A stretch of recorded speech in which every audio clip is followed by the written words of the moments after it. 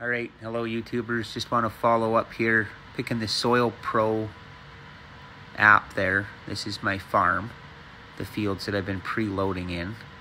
So you go to jobs, and then I'm going to try to create, farms and fields. I'm going to add a new field. So I'm going to click that top one.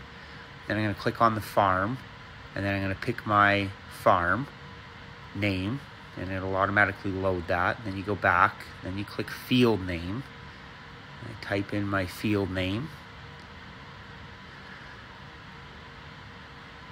Try not to get too overcomplicated, I guess. Then just hit save when you're done in the top there. Now I'm going to hit add for features on that screen. Draw manually.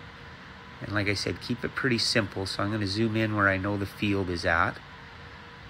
There it is. So then I'm just going to click with my fingers and I'm going to draw the perimeter. And again, I'm not going to get too particular because I'm only going to want to grab a couple of samples in there. So I'm not going into any nook and crevice. And then I'm just going to hit save. And then I just hit that back arrow up in the top by field info there. And then my new field is added and it's in the list. So now what am I going to do next? Oh, I'm going to try to add a job on the field beside it. So that one's called Roselles.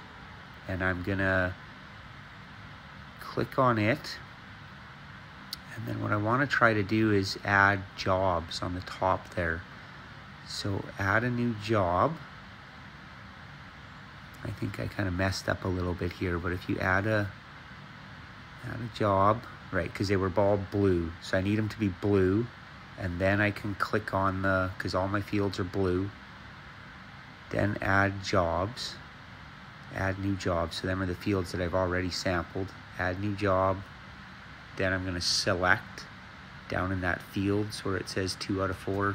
Hit the select button. And then I'm going to pick the Roselles. And then it turned it yellow, you see on the screen there. And then I'm going to set my grid. That's how many sample stops I'm going to make. But like I said, I'm going to put them all in one bag because I just want a representation of the field.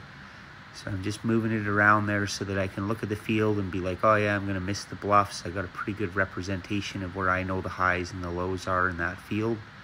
And that looks pretty decent. And then just lock it. But that somehow I don't understand how that lock works.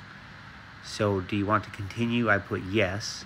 And then it says see set grid there. So I click back onto that set grid.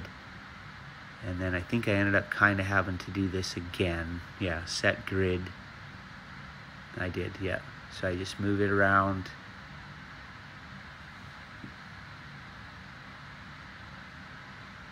I'm still getting to kind of know this program, but seems not too bad once you get it figured out. So lock the grids, yes. And then I'm ready to add samples. So I'll follow up with another video when I'm out in the field driving and taking all these sample stops, and should be good.